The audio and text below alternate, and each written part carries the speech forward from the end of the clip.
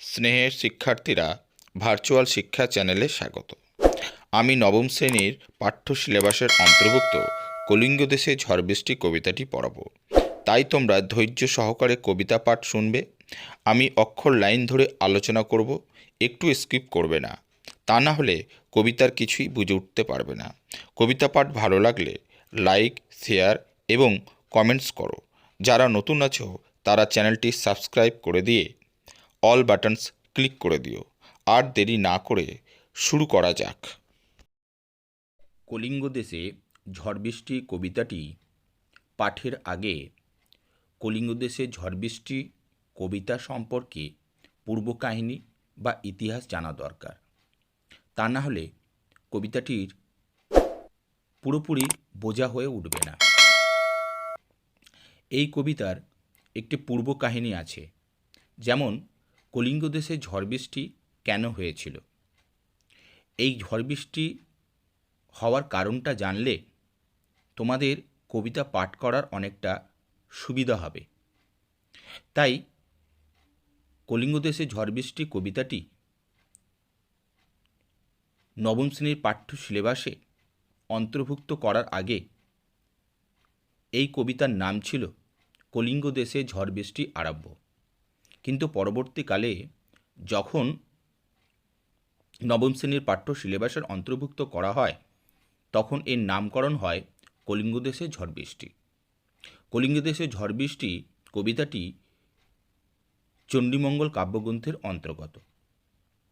দেখো, আমি একটি ছকের সাহায্যে তোমাদের খুব সহজ এবং সরলভাবে এর কাহিনীটি বর্ণনা করব, যাতে তোমাদের খুব সহজে মনে থাকবে ছকের মাধ্যমে। এই চণ্ডীমঙ্গল কাব্যের আবার দুটি ভাগ রয়েছে, একটি হচ্ছে আকেটিক খণ্ড আর একটি হচ্ছে বণিক খণ্ড। আকেটিক খণ্ডের নায়ক ছিল কালকেতু এবং বণিক খণ্ডের নায়ক ধনপতি সদাগর। এই যে কবিতাটি চণ্ডীমঙ্গল কাব্যের আকেটিক খণ্ড থেকে নেওয়া হয়েছে। তাই আমি বলেছিলাম যে কলিঙ্গ দেশে ঝড় বৃষ্টি হয়েছিল কেন। তো এর ইতিহাসটা একটু জানলে তোমাদের বুঝতে সুবিধা হবে। যেমন দেখো, কাহিনীটি আমি একটু সংক্ষেপে বলছি। কাহিনীতে ধূমকেতু নিদয়ের পুত্র হচ্ছে কালকেতু। কালকেতু চণ্ডীর অনুরোধে শিব তাকে অভিশাপ দিয়ে মর্তে পাঠান। মর্তে কালকেতু ফুল্লরার সঙ্গে বিবাহ হয় এবং সুখে স্বাচ্ছন্দ্যে তারা জীবনযাপন করতে থাকে। কালকেতু ছিল শিকারী, দক্ষ শিকারী, এবং বনে পশু শিকার করে সে তার সংসার নির্বাহ করত। কিন্তু একসময় জঙ্গলে কালকেতুর দ্বারা শিকার হওয়ার ফলে পশুর সংখ্যা কম হতে লাগল। তখন পশুরা দেবী চণ্ডীর কাছে অনুরোধ জানালেন তাদের রক্ষা করার জন্য। তখন দেবী চণ্ডী সমস্ত পশুকে নিজের মধ্যে লুকিয়ে নিয়ে গধিকারূপ ধারণ করে জঙ্গলের মধ্যে বসে রইলেন। সেই সময় দক্ষ কালকেতু জঙ্গলের মধ্যে কোনো পশু শিকার করতে না পেরে এই স্বর্ণ গদিকাকে ঘরে নিয়ে গেলেন। স্বর্ণ গদিকা কালকেতুর স্ত্রীর সামনে ষোড়শী মহিলার রমণীরূপে আত্মপ্রকাশ করলে ফুল্লরার ভয় হয়। মনে হয় বাড়িতে তার স্বামী তার জন্য সতীন এনেছে। তখন তার সংশয় দূর করার জন্য কালকেতু তাকে বধ করতে উদ্যত হলে তখন দেবীচণ্ডী নিজের প্রকৃত রূপ ধারণ করে আর কালকেতুকে আশীর্বাদ প্রদান করে 7 ঘড়া সোনা দান করে এবং গুজরাট নগরীতে নগর পত্তনের জন্য তাকে আদেশ করে। গুজরাট নগরীতে নগর গড়ে উঠলে সেই নগরের রাজা হয় কালকেতু। কিন্তু প্রজাবিহীন এই রাজ্য রাজা মানায় না। তাই দেবী চণ্ডীর আদেশে কলিঙ্গ দেশে প্রবল ঝড় বৃষ্টি শুরু হয়। ঝড় বৃষ্টির হাত থেকে বাঁচতে এই কলিঙ্গ দেশের অধিবাসীরা শেষ পর্যন্ত গুজরাট নগরে গিয়ে বসবাস শুরু করে। এই ভাবেই কলিঙ্গ দেশে ঝড় বৃষ্টি সূচনা করে দেবী চণ্ডী। কলিঙ্গ দেশে ঝড় বৃষ্টি মুকুন্দরাম চক্রবর্তী। মেঘ কইল অন্ধকার, মেঘ কইল অন্ধকার, না পায় দেখিতে কেহ অঙ্গ আপনার। দেখো, দিনের বেলাতে মেঘ নেমে এলো, ফলে অন্ধকার নেমে এলো। কইল কথার অর্থ করিল। না পায় দেখিতে কেহ অঙ্গ আপনার বলতে দিনের আলোতে যেহেতু মেঘ গোটা আকাশকে ঘিরে ফেলেছে, তাই অন্ধকার হওয়ার দরুন পরস্পর কেউ নিজের দেহ দেখতে পাচ্ছে না। অঙ্গ কথার অর্থ হল দেহ বা শরীর। ঈশানে উড়িল মেঘ, সগনে চিকুর, উত্তরে পবনে মেঘ ডাকে দূর দূর। ঈশান অর্থাৎ উত্তর পূর্ব কোণে মেঘ উড়তে থাকলো আর ঘন ঘন বিদ্যুৎ চমকাতে লাগলো। ঈশান কথার অর্থ উত্তর পূর্ব কোণ, আর চিকুর কথার অর্থ বিদ্যুৎ। উত্তরে পবনে মেঘ ডাকে দূর দূর। উত্তর দিকে জোরে বাতাস বইতে লাগলো, তার সঙ্গে সঙ্গে দূর দূর শব্দে মেঘ গর্জন করতে লাগলো। নিমিষেকে জোরে মেঘ গগনমণ্ডল, চারি মেঘ বরিশে মুষলধারে জল। নিমিষের মধ্যে আকাশে মেঘ জড়ো হয়ে গেল, চারি মেঘ দ্বারা মুষলধারে জল বর্ষণ হতে লাগলো। নিমিষেকে কথার অর্থ নিমেষের মধ্যে, চারি মেঘ কথার অর্থ চারদিকের মেঘের কথা বলা হয়েছে। পুরাণ মতে চারটে দিকের মেঘকে সম্বত, আবর্ত, পুষ্কর, দ্রোণ এই নামকরণ করা হয়েছে। এই চারি মেঘ দ্বারাই জলবর্ষণকে চারি মেঘ বলে উল্লেখ করা হয়েছে। মুষলধারে বলতে প্রবল জোরে বা প্রবল বেগে। কলিঙ্গে উড়িয়া মেঘ ডাকে উচ্চনাদ, প্রলয় গুণিয়া প্রজা ভাবে বিষাদ। কলিঙ্গ অর্থাৎ বর্তমানে উড়িষ্যা রাজ্যকে কলিঙ্গ রাজ্য বলা হয়েছে।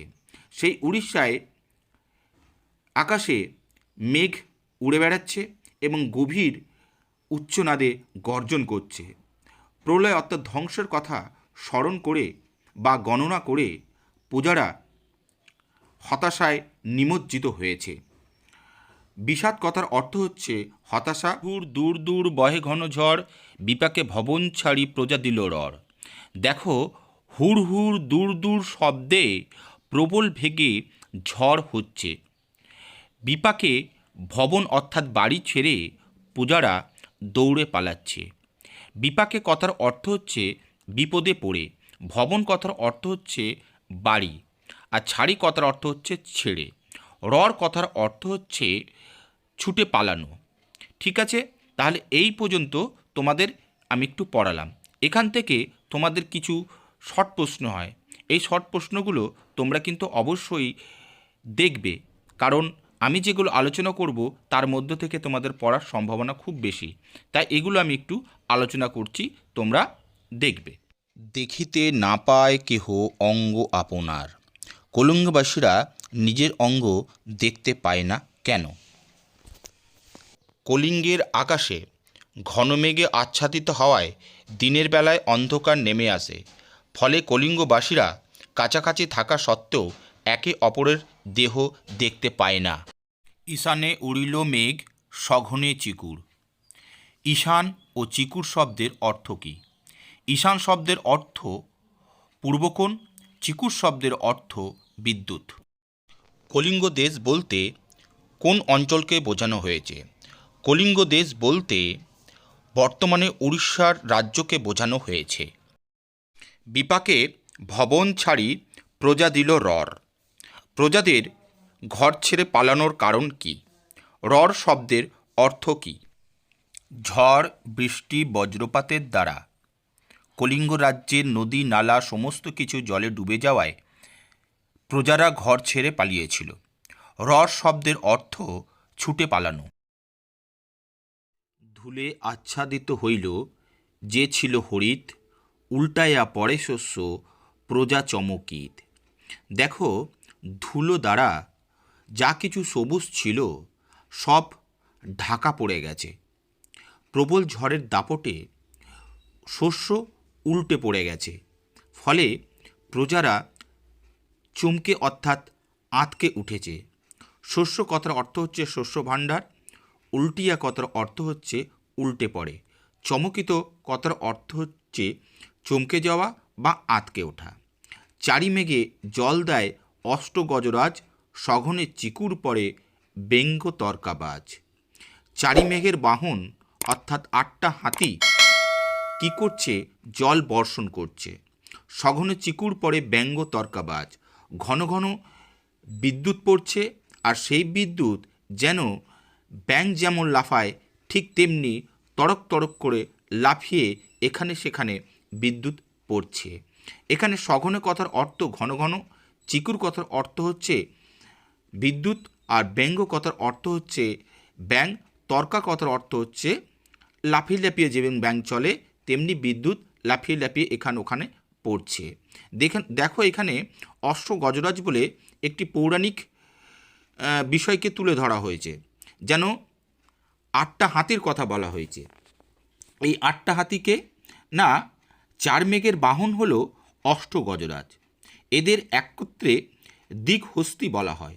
এই দিকহস্তিগুলো হলো ঐরাবত, পুণ্ডরিক, বামন, কুমুদ, অঞ্জন, পুষ্পদণ্ড, সার্বভৌম ও সুপ্রতীক। চার মেঘের বাহন এই 8টা হাতি কবি মনে করছেন যেন তাদের সুরে করে জল বর্ষণ করছে, এই কারণে অষ্ট গজরাজের কথা তিনি উল্লেখ করেছেন। দেখো তারপর কি বলছে, করিকর সমান বরিশে জলধারা, জলেমুহি একাকার পথ হইল হারা। করিকর অর্থাৎ এখানে হাতি, সুরকে বলা হচ্ছে। করি মানে হাতি, কর মানে হচ্ছে সুর। কবি মনে করছেন হাতি সুরে করে যেন জল বর্ষণ করে যাচ্ছে, জলধারা বর্ষণ করে যাচ্ছে, আর সেই জলধারায় পৃথিবী দিশেহারা হয়ে পড়েছে, অর্থাৎ পৃথিবী জলে যেন ডুবে গেছে, এবং এই ডুবে যাওয়ার দরুন আর পথ খুঁজে পাওয়া যাচ্ছে না। মহি কথার অর্থ হচ্ছে পৃথিবী, মানে জলে একাকার হয়ে গেছে, যার দরুন সমস্ত কিছু ডুবে যাওয়ায় আর কোনো পথ খুঁজে পাওয়া যাচ্ছে না। ঘন ঘন শুনি চারি মেঘের গর্জন, কারো কথা শুনিতে না পায় কোনো জন। ঘন ঘন কেবলই 4টি মেঘ থেকে, চারদিকের মেঘ থেকে প্রবল গর্জন শোনা যাচ্ছে। এই গর্জনের কারণে পাশাপাশি থাকা সত্ত্বেও মানুষ একে অপরের কথা শুনতে পাচ্ছে না। পরিচ্ছন্ন নাহি সন্ধ্যা দিবস রজনী, কলিঙ্গ সঙ্গরে সকল লোক যে জৈমিনী। পরিচ্ছন্ন অর্থাৎ এখানে বলা হচ্ছে দিন রাত্রি অর্থাৎ সন্ধ্যা ও রাত্রিকে আলাদা করে দেখা যাচ্ছে না, কারণ পরিচ্ছন্নর জন্য অর্থাৎ আলাদা করে দিন ও রাত্রিকে বোঝা যাচ্ছে না। এই অবস্থায় কলিঙ্গ অধিবাসীরা জৈমিনীকে স্মরণ করছে। জৈমিনীকে স্মরণ করার কারণ কি না, জৈমিনী হচ্ছে মীমাংসা দর্শনের রচয়িতা, তিনি বজ্রের নিবারক। তাই এই বিপদের দিনে কলিঙ্গ অধিবাসীরা জৈমিনী দেবতাকে স্মরণ করে এই ঝড় জলকে স্তব্ধ করার জন্য, থামানোর জন্য তাকে স্মরণ করছে। হুড় হুড় দূর দূর শুনি ঝনঝন, না পায় দেখিতে কেহ রবির কিরণ। আকাশে প্রবল মেঘ জমা হয়ে যাওয়ায় হুড় হুড় দূর দূর শব্দে মেঘ গর্জন করছে। মেঘ আকাশে আচ্ছাদিত হওয়ায় কেউ রবির কিরণ অর্থাৎ সূর্যের কিরণ দেখতে পাচ্ছে না। দেখো এইখানে যে কটি কবিতার লাইন আমি পড়ে শোনালাম, তার মধ্যে কয়েকটা এক কথায় প্রশ্নের উত্তর অর্থাৎ এসএকিউ তোমাদের খুবই গুরুত্বপূর্ণ। এগুলো যদি তোমরা একবার করে রাখো বা দেখে রাখো, পরীক্ষায় কমন পাওয়ার সম্ভাবনা খুব বেশি। এই প্রশ্নগুলো প্রায় ঘুরিয়ে ফিরিয়ে পড়ে, তাই এই প্রশ্নগুলোর উত্তর নিয়ে আমি একটু আলোচনা করছি, তোমরা সেদিকে। চারি মেঘে জল দেয় অষ্ট গজরাজ। অষ্ট গজরাজের নাম কি? 4 প্রকার মেঘের বাহন হল অষ্ট গজরাজ। এদের একত্রে দিকহস্তি বলা হয়। এই 8টি হাতির নাম হল ঐরাবত, পুণ্ডরিক, বামন, কুমুদ, অঞ্জন, পুষ্পদণ্ড, সার্বভৌম ও সুপ্রতীক। করিকর শব্দের অর্থ লেখো। করি শব্দের অর্থ হাতি আর কর শব্দের অর্থ হাত, কিন্তু এখানে কর শব্দের দ্বারা হাতকে না বুঝিয়ে হাতির সুরকে বোঝানো হয়েছে। কলিঙ্গ সংহরে সকল লোক যে জৈমিনী, জৈমিনীকে স্মরণ করার কারণ কি? মীমাংসা দর্শনের রচয়িতা হলেন জৈমিনী। ইনি আবার বজ্র বিদারক মুনি হিসেবেও পরিচিত। কথিত আছে ঝড় বৃষ্টি সময় ইনাকে স্মরণ করলে প্রাকৃতিক দুর্যোগের হাত থেকে রক্ষা পাওয়া যায়। গর্ত ছাড়ি ভুজঙ্গ ভাসিয়া বুলে জলে, নাহি জানি জলস্থল কলিঙ্গ মণ্ডলে। প্রবল বৃষ্টিপাতের দরুন গর্ত থেকে ভুজঙ্গ অর্থাৎ সাপেরা বেরিয়ে পড়েছে এবং জলের ওপর ভেসে বেড়াচ্ছে। ভুজঙ্গ কথার অর্থ সাপ, বুলে কথার অর্থ বেড়ানো। নাহি জানি জলস্থল কলিঙ্গ মণ্ডলে, কলিঙ্গ মণ্ডলের অর্থাৎ কলিঙ্গ রাজ্যের কোথায় জল কোথায় স্থল তা নিরূপণ করা কঠিন হয়ে পড়েছে। নিরবিধি 7 দিন বৃষ্টি নিরন্তর, আছুক শস্যের কার্য হেজ্জা গেল ঘর। নিরবিধি অর্থাৎ অনবরত 7 দিন ধরে বৃষ্টিপাত হচ্ছে, ফলে ঘরের মধ্যে মজুদ থাকা শস্য জলে পচে গেছে। আছুক কথার অর্থ হচ্ছে আছে, হেজ্জা কথার অর্থ হচ্ছে পচে যাওয়া। মেঝেতে পড়েছিল বিদারিয়া চাল, ভাদ্র মাসে যেন পড়ে থাকা তাল। চাল ভেদ করে শিলা মেঝেতে পড়ে রয়েছে। এই শিলা পড়ে থাকা দেখে কবি তুলনা করেছেন ভাদ্র মাসে গাছ থেকে তাল যেমন পড়ে, ঠিক তেমনি শিলা যেন ঘরের চাল ভেদ করে মেঝেতে সেরকম পড়ে রয়েছে। চণ্ডীর আদেশ পান বীর হনুমান, মঠ অট্টালিকা ভাঙি করে খান খান। চণ্ডীর আদেশে বীর হনুমানরা কি মঠ অট্টালিকা ভেঙে খান খান করে দিচ্ছে, অর্থাৎ টুকরো করে দিচ্ছে। চারিদিকে বহে ঢেউ পর্বত বিশাল, উঠে পড়ে ঘরগুলো করে দলমল। চারিদিকে বিশাল জলের স্রোত বয়ে যাচ্ছে। সেই জলের স্রোত দেখে মনে হচ্ছে যেন পর্বত সমান বিশাল ঢেউ সমস্ত কিছু তছনছ করে দিচ্ছে। সে ঢেউয়ে ঘরগুলো দলমল করছে, অর্থাৎ নড়ে চড়ে উঠছে। চণ্ডীর আদেশে ধায় নদ নদীগণ, অম্বিকা মঙ্গল গান শ্রী কবি কঙ্কন। চণ্ডীর আদেশ পাওয়ায় নদীরা ধেয়ে আসছে, আর অম্বিকা মঙ্গল কাব্যের রচয়িতা শ্রী কবি কঙ্কন। এখানেও এসএকিউ সম্পর্কিত কিছু প্রশ্ন তোমাদের দেওয়া হলো, যে প্রশ্নগুলি খুবই গুরুত্বপূর্ণ, পরীক্ষায় অবশ্যই পড়বে। ভুজঙ্গ শব্দের অর্থ কী? ভুজঙ্গ শব্দের অর্থ সাপ। কলিঙ্গ দেশে কতদিন ধরে বৃষ্টিপাত চলেছিল? কলিঙ্গ দেশে 7 দিন ধরে বৃষ্টিপাত চলেছিল। আচুক শস্যের কার্য হেজ্জা গেল ঘর, অর্থ কী? অর্থ হল 7 দিন ধরে নিরন্তর বৃষ্টিপাত হওয়ায় ঘরে মজুদ থাকা শস্য জলে পচে গেছে। ভণিতা বলতে কী বোঝো? মধ্যযুগীয় কবিরা কবিতা বা গানের শেষে নিজের নাম উল্লেখ করে রাখতেন বা লিখে রাখতেন। এই নাম লিখে রাখার রীতিকেই ভণিতা বলে। অম্বিকা মঙ্গল গান, অম্বিকা মঙ্গল নাম কেন? দেবী চণ্ডীর আর এক নাম হলো অম্বিকা, তাই চণ্ডীমঙ্গলের অপর নাম হলো অম্বিকা মঙ্গল। আমি তোমাদের এই প্রশ্নগুলো আলোচনা করলাম, আশা করি তোমরা এই প্রশ্নগুলোর উত্তর করে তৈরি হবে এবং তোমাদের এই ধরনের প্রশ্ন এক কথায় পড়বে।